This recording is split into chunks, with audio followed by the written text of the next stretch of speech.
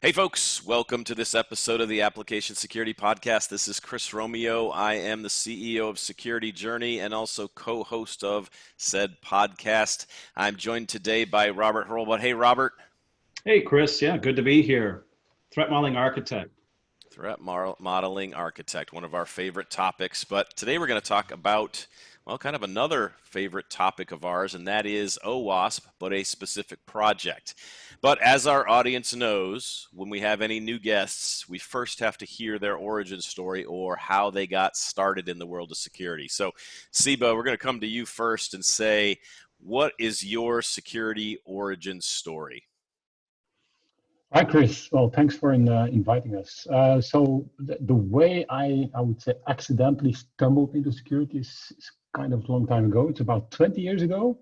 I was working at a bank as an analyst developer, and in a specific project had a security issue or a problem to solve. And one of my coworkers gave me a book of Bruce Schneier, and with lots of crypto in there, and that just it raised my interest, and I read it and I used it. I also got involved in the security competence center at the company I was working then. And from there on, only did that security. And with my background as a developer, quickly started doing software security.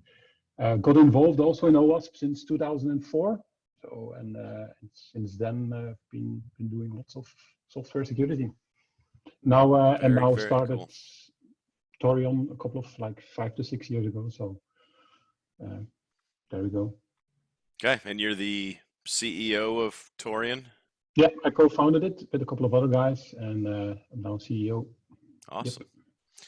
Awesome. So Bart, how did you get involved in this crazy world that we call security as a job?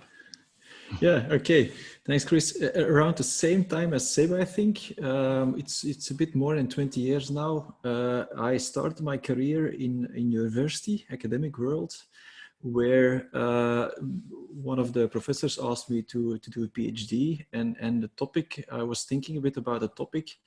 And since my brother at the time was very interested into cryptography, I more took the approach like, okay, suppose you now have cryptography, but what can you do to actually protect applications? What should you do inside the applications to build security in, basically? So I spent more than 10 years at university, did a PhD, did a lot of postdoc, a lot of projects. And then after that, I went into the commercial space. And since the last 8 or 9 years, I'm working for PwC as security, software security specialist, basically. Okay, Robert, I'm a little intimidated. We have two crypto people on the line here with us, so crypto is something I've kind of ran away from. Seb was like, a little.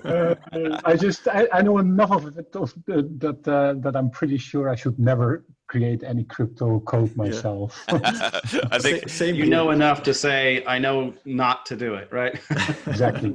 That's a good public service announcement for everybody in our listening audience. Don't roll your own crypto. Okay, you heard it here. You didn't hear it here first, but you've heard it here often. So, so the topic that we specifically have for today is OWASP SAMM, which I know that both of you are heavily involved in that, and so we want to hear all about OWASP SAMM. But Bart, I thought we would start just by level setting for some of our audience members who may not have ever heard of OWASP SAMM before. At a high level, what is OWASP SAMM? Okay, Chris, I'll try to explain it in a nutshell. OWASP SAMM is actually a maturity model for software security, meaning that you can use the model to try to measure and to help you to reason about how good am I doing, how well am I doing in my organization regarding security of software. That can be software that you're building, it can be software that you're buying, whatever software that you're using in the company. If you want to reason about it, how well am I doing around it, you can use OWASP SAMM to measure it and to reason about how to get better. That's basically what it's about. Okay, great. So, Seba, where did OWASP SAMM come from? Or what's the origin story of this project for OWASP SAMM? Yeah, SAMM is already there for a long time. Actually, it was created by a guy, Praveer Chandra, and he's still in security, but he's not involved in the project anymore. It was around, so Praveer was already active in OWASP around 2005, 2006. He first created CLASP, which was a kind of a lightweight application security framework. It was really not lightweight, but a lot of stuff in there. And then he got some time from Fortify, where he was working for, to restructure everything. And he, from there and his experience, he created OpenSAMM. Actually, it was so the first version was called OpenSAMM, and he created it basically by his own, based on his experience as a software security consultant. But also already got a lot of feedback from people that were involved, including Bart and myself, and published that around 2007. And he donated it to basically, and together with Fortify, to OWASP. And from there on, it started as an OWASP project. As itself, the version 1 was a really good framework. And over the years, Praveer, I would say, went for another job. He's still working with Bloomberg, if I'm not mistaken. But he didn't have time anymore for the OWASP project itself. So Bart and I took over. Incidentally, we're both from Belgium, but that's more coincidence. Actually, we could have been from the other part of the world. We were both interested in the project. And we took it over from Praveer. First created really a community around it of people that were also interested in it, in the project as such. And then gradually added improvements to it. Created version 1.1, changed a little bit, did some tweaking around with the model and the way we measure maturity in the model with version 1.5. And then certainly over the last 3 to 4 years, we spent a lot of time together with 20, 30 people in different workshops and different conferences over the world to improve the model itself. And then beginning of this year, by January, end of January, we released OWASP SAMM version 2. So it took us, I would say, it took us more than 10 years to create the next version. But it is really based on what Praveer started. And just to confirm, so the proper name of this project now is OWASP SAMM, not OpenSAMM. Yes, it is. It's not OpenSAMM anymore. So OpenSAMM indeed is a version 1 from Praveer. And since we've created version 1.1, 1.5, I would say it's an official OWASP fork as such, and we call it, or we refer to it as OWASP SAMM. And you can also find it online on owaspsamm.org. I'm going to have to reprogram my brain. I've been calling it OpenSAMM for as long as I can remember. And I've just learned in this moment that I was incorrect for the last number of years. It's not incorrect, it's just that it's a follow-up version, yes. Yeah. Yeah. And I mean, I can say as a practitioner, I've actually used OWASP SAMM. I got a chance to go in and assess a startup out in San Francisco a couple of years ago. And I had never used it before that, but it was fascinating to me to actually apply it. I went in over 2 days and interviewed a whole bunch of people and asked them questions from different sections. And it was so eye-opening to see how you can actually take this maturity model, and at the end of the day, you can give somebody a statement of here's where you are now. And then I was able to use OWASP SAMM to say, here's where you need to go in the future. Like, here's some areas that you really need to improve. It was interesting because it was an organization it was a DevOps first organization from their first day they opened. And so they had some parts of OWASP SAMM that they were mature on, but then others that they had never done anything with. And so it was just fascinating to see how that kind of came together. So Bart, what are the use cases then for OWASP SAMM? Well, I think you already nailed it quite well in your experience there. I think the first use case, the primary use case that everybody starts with is an assessment.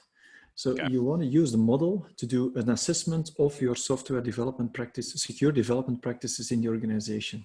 So what you do is you take the model, you do a number of interviews, and you try to gauge how well you are doing in the organization.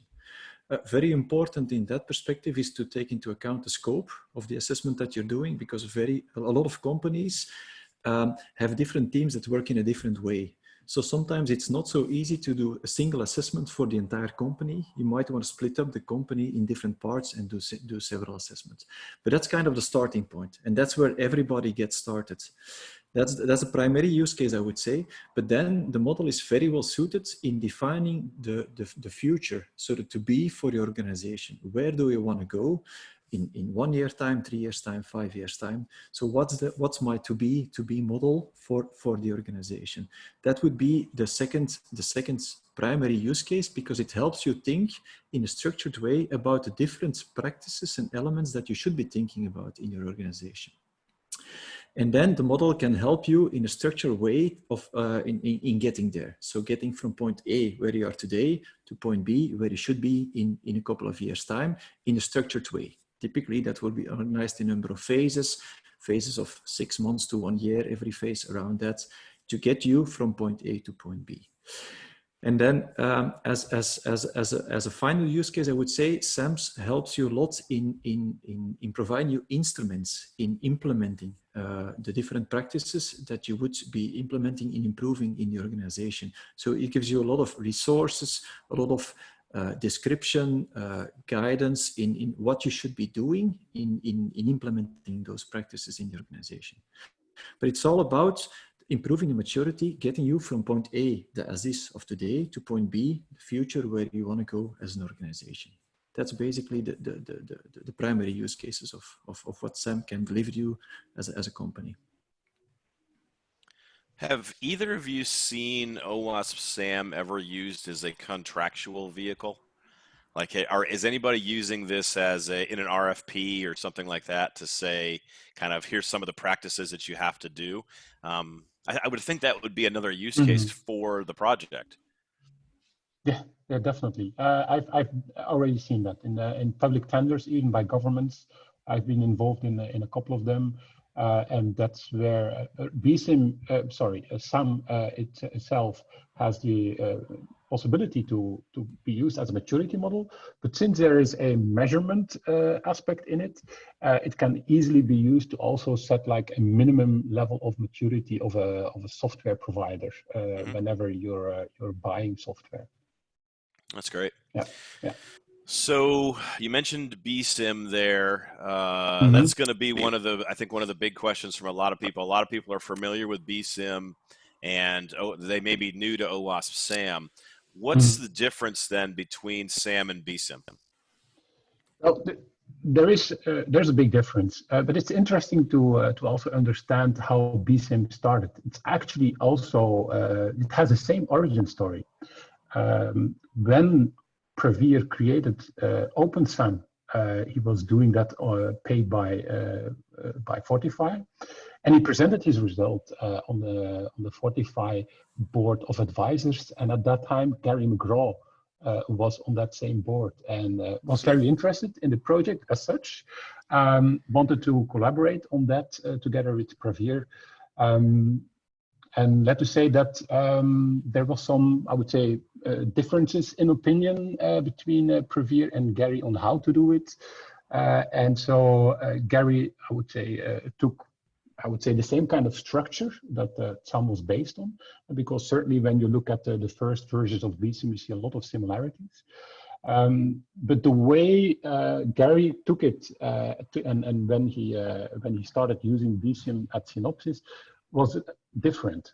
What they did, and not Gary himself, but everyone who was involved with software or SDL projects at Digital, is they did interviews at companies, practically, well, and basically their customers, what they were doing in terms of software security activities. And based on that, they grouped that together in their, I would say, report, because they have like BSIMM 1, 2, and until now 10, BSIMM 10. Yeah. And it's more like kind of a report of what Digital and now Synopsys, as Digital was acquired by Synopsys, what their customers are doing. And I think there's now about 120 companies in there that are, I would say, calculated in up, and it's a representation or like a an overview of what I would say the top 120 companies are doing in that sphere. But you have to take into account that these are companies that I would say have the pockets and the budgets to pay a Digital or Synopsys to do or to set up an SDL. And that itself, it's interesting to know what they are doing, but where SAMM takes that a step further. SAMM is much more, I would say, prescriptive in the sense that we describe more the activities, what you should be doing to actually have that particular maturity at a certain security practices. And that's something you don't have in BSIMM. So you don't have really roadmaps in there neither. There is something similar. But what BSIMM has done and what they're really good at is that they've used that as a, I would say, a marketing machine to promote the, I would say, the SDL consulting, obviously, of Digital itself. So, and that's where it's most known for. But it has the same kind of background. The big difference, obviously, is that BSIMM, it's a public report, but OWASP SAMM is, I would say, a collaborative and open source project. Yeah, when I think of BSIMM versus SAMM, I think of BSIMM as more of a statement of where all of these companies are. So there's 120 companies that are playing into it. Doesn't necessarily mean that where all of them are is where we should go in the future.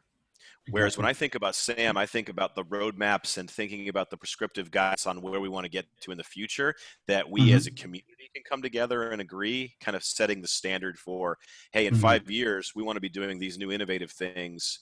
Whereas BSIMM, I feel like, is a measurement of where these 120 big companies are. But it doesn't necessarily have a quality metric to say they're doing the right things. It just says they are all doing these things. That's kind of how that's how I see it as well. Bart, how is OWASP SAMM organized in this actual model itself? Okay, that's a good question, Chris, and I'll try to explain it as clearly as possible. Actually, it's not that hard to explain once you understand the structure behind it. But it's actually a multi-layer model that actually is used to structure a lot of activities that are being used to measure your maturity, basically. Because again, it's all about measuring maturity.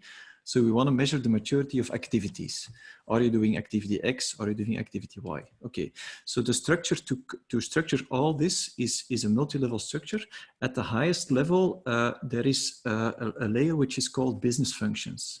And in SAMM 2.0, there are 5 business functions. There you have functions like governance, design, implementation, verification, operations. These are groups of things where we see a very direct link with how activities are being organized in a company. So you typically in an organization would have a team that is working around governance. You would have teams that are doing design or implementations. You would have testing teams, you would have operation teams. Of course, with waterfall or DevOps, this might change a bit, but still, these are typical roles in an organization. So this is kind of providing you the link with how things are going on in an organization. Then underneath that business function, every business function then has 3 security practices. And I'm sharing this picture here. So for instance, in the governance business function, you see 3 security practices. One is strategy and metrics, one is policy and compliance, and one is education and guidance. So under these security practices, again, there are these number of activities that will be used to measure how things are going. And so every business function itself has 3 security practices linked to that particular role of governance or design or implementation. Okay, when we then look at the previous version of the model, version 1.x, 1.5 for instance, under that security practices, we just had a bunch of activities, a set of activities. And these activities are grouped in maturity levels. So we would have a level 1. There would be level 1 activities, you would have a level 2 activities, and level 3 activities. Now we did see that in version 1.5 of the model, there were actually some activities that were logically a bit unlinked in these security practices. And so that's why in version 2, we created a new concept called a stream. And that's actually also represented in this picture. There is, under the strategy and metrics security practice, for instance, there is a stream create and promote, and a stream measure and improve. And that's actually something to logically group, again, activities together under that security practice. So again, let me rephrase, it's a multi-layered structure. At the highest layer, there are business functions, which are typically roles in an organization. Underneath that, there is a security practice. And in its security practice, it actually contains two streams that actually contain a number of activities. Every stream contains an activity per maturity level, and that actually combines everything together. So if you would calculate the number of activities, I think we're at 96 at the moment, Seba, is that correct? I lost track of the number of activities. Times 50 yeah. times 2, so yeah, a lot of them. Yeah, a lot of them indeed. If you would be doing all of them, but I don't think there's any company that's actually doing all of the activities. No. Yeah, but so at the bottom layer, it's just a bunch of activities that are structured in this multi-layer structure. That's overall how everything is set together, basically. Does that make sense? Yeah, but the one question I have is on the streams. So Stream A, is there a commonality between Stream A across all of the business functions and all the security practices? Like, if you had to define, like, what's the difference between Stream A and Stream B, not at the individual activity level, but in general? Yeah, there's not really a link between the streams. So there is no, because indeed that's a question that we get from time to time. Does Stream A take priority over Stream B, or is there a link between Stream A in one security practice and Stream B in another security practice? There's actually not really a relationship. It's just a way to, again, give more structure to what we're doing. Because we saw in the previous versions that sometimes we had, like at level 1, an activity that was linked to, for instance, creating a strategy. At level 3, there was an activity linked to creating a strategy. And we saw that at level 2, somehow there was nothing linked to creating a strategy. So we saw that there were gaps in the maturity levels of creating that strategy. And we wanted to force ourselves to make sure that at all the levels of maturity, there was some kind of representation of an activity of creating that strategy. And that's why we set up those streams to force ourselves to make sure that it's consistent throughout the entire model. But so there's no priority between streams, between Stream A or Stream B, or there's no real links between Stream A for one business function and Stream A for another business function. There's no direct link between them. Okay. Okay, so Seba, there's another companion project to OWASP SAMM in regards to benchmarking. Can you tell us about this idea of benchmarking and how that fits in with OWASP SAMM? Yeah, certainly. So whenever we introduce SAMM to a new team, or whenever I talk to it like to another person that's active in software security, one of the first questions is, okay, that's all good and well. We can use SAMM as a framework to measure our maturity or to see what we should be doing. But how can I compare what we are doing to another organization? And we all want to know, okay, am I doing the right thing? But also, am I doing enough compared with peers in my same industry or like a company or a team that's doing something similar? And that's hard to do that comparison. And hence the idea to actually create a benchmark project. We've already tried it a couple of years ago, where together with a couple of other organizations, we started to create like a critical mass of measurements to create like I would say the first data set of some measurements so that you could start comparing with that baseline.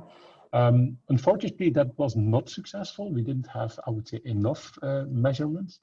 But we're now with the release of SAMM version 2, we have rebooted that initiative. And we are also very happy that Brian Glass is taking that on as a separate track within the SAMM project. Brian has gotten a lot of experience also with, I would say, putting together a lot of data into a data set because he has done the same thing for the OWASP Top 10, the latest version.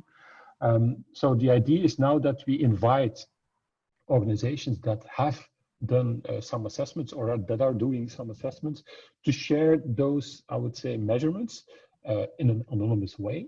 Obviously, you don't have to share your name or you link your company to, with that.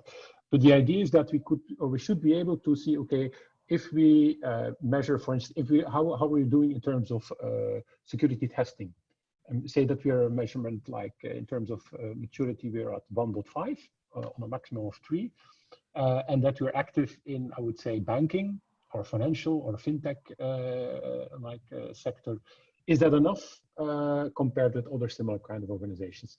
So, and our end goal or our vision is that we should have enough data for us to be able to say that, okay, you're on par or you're below or you're ahead of your peers. That's what the benchmarking initiative is about.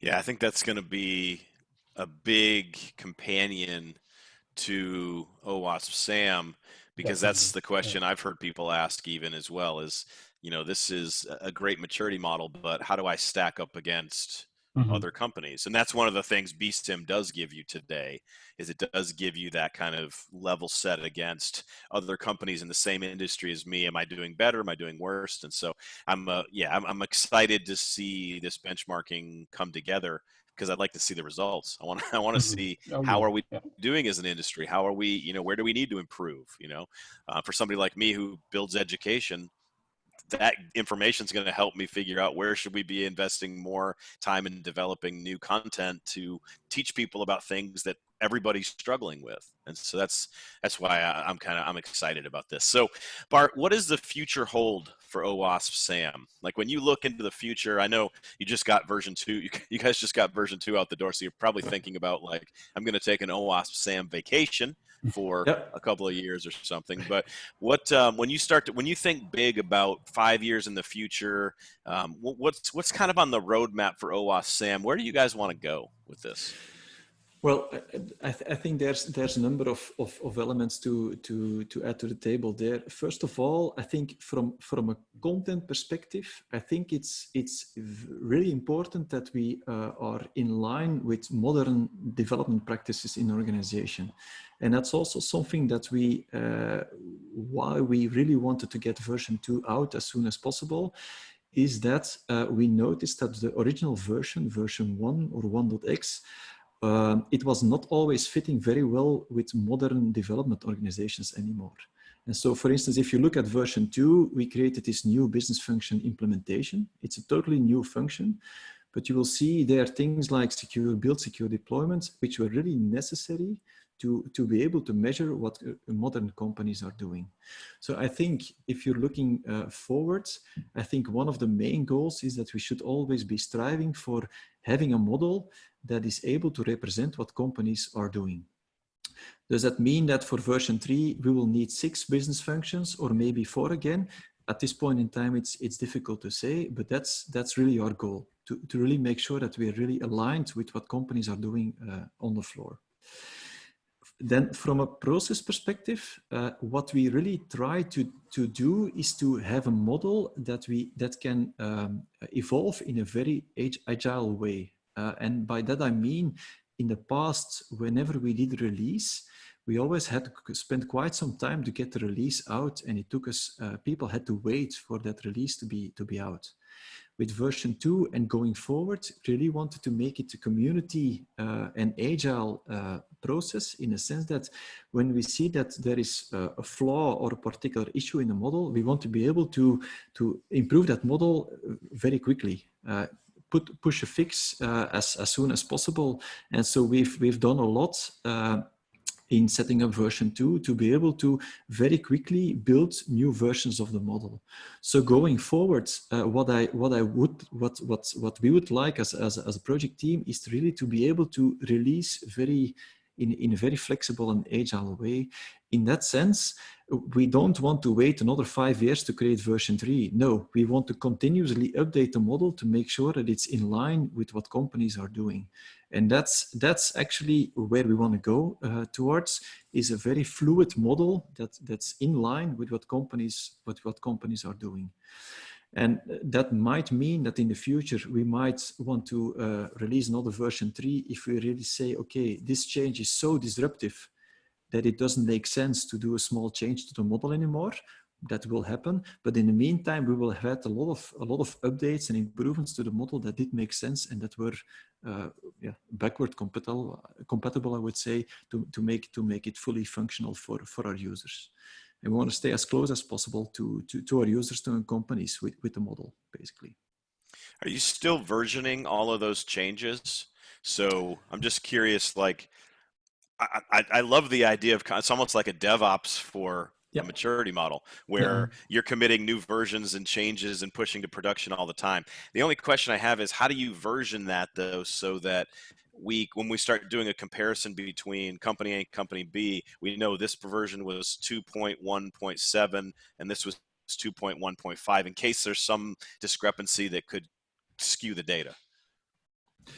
Yeah, that's a very good question, and it's actually something that we haven't figured out totally. We have our ideas around it, but it's still ongoing discussions. Because of course, indeed, if you do an assessment, you have to be able to compare to a similar assessment, to a similar model. So we will have to have some kind of versioning inside the model, but we want that versioning to work and not to restrict us in improving the model in a flexible way.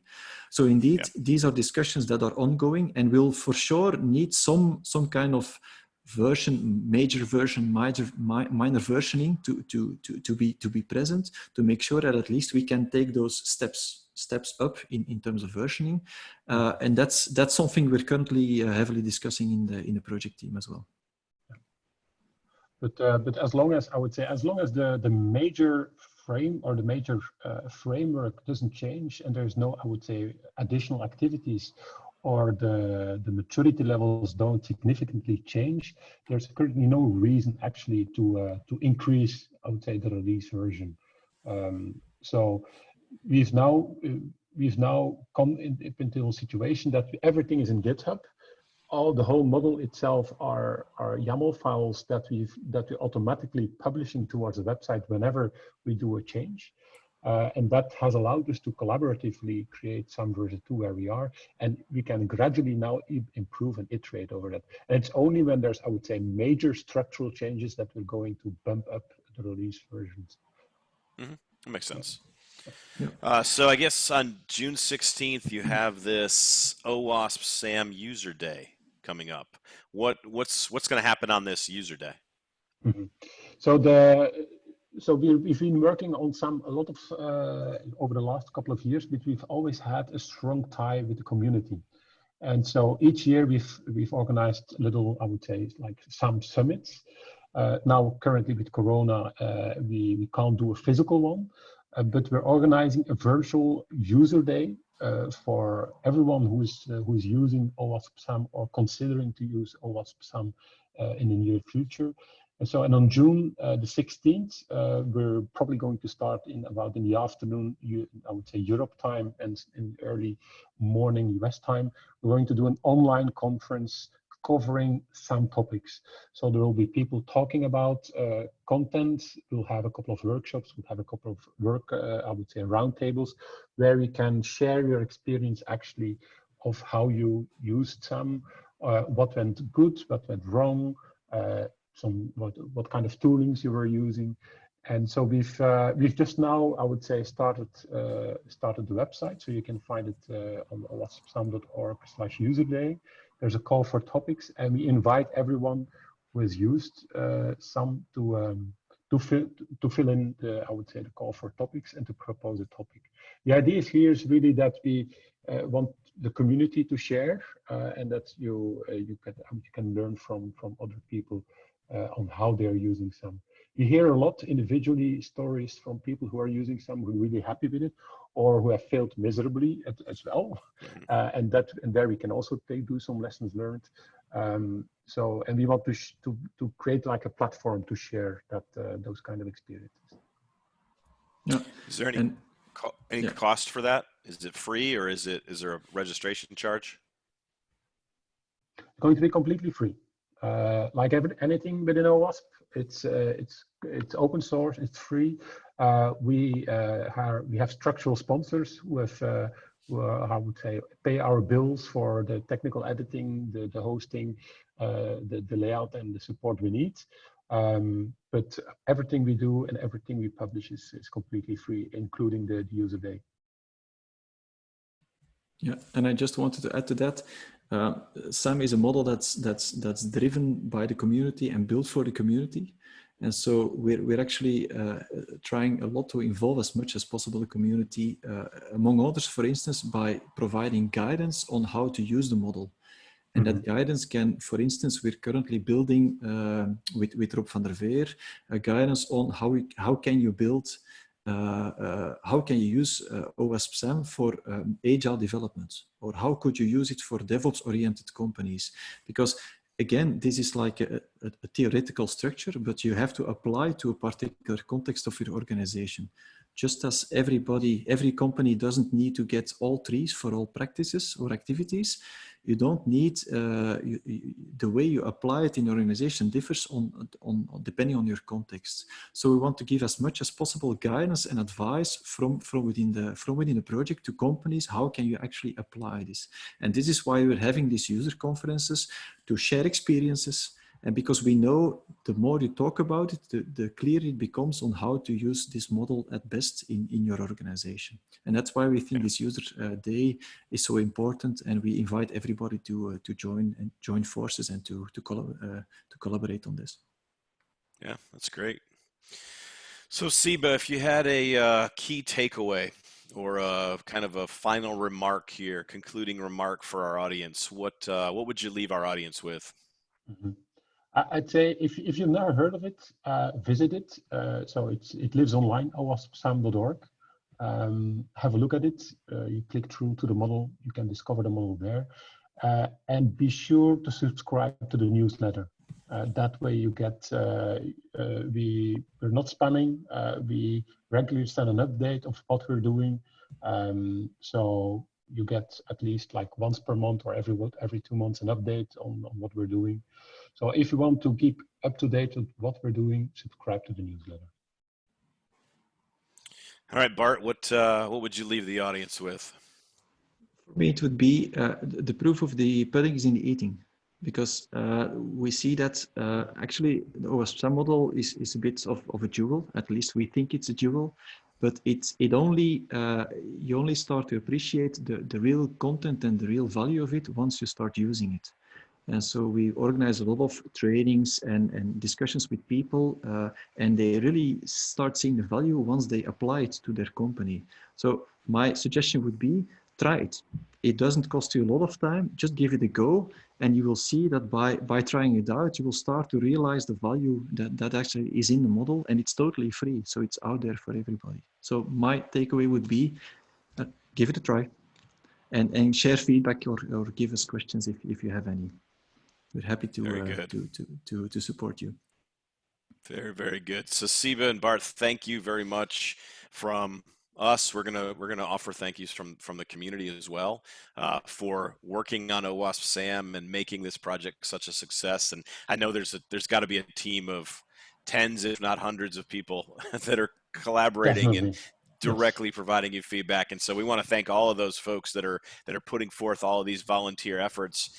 A lot of people don't realize OWASP does not pay anything. Like these are volunteers that are building these things because they want to see the world be a better place in the future, where we have better security across the board, regardless of what company you're from, what country you're from, doesn't matter. That's OWASP is open. And so we just want to thank you guys for putting forth literally the hundreds, if not thousands of hours you've invested into this. Thank you for doing that. And thank you for sharing with our audience today.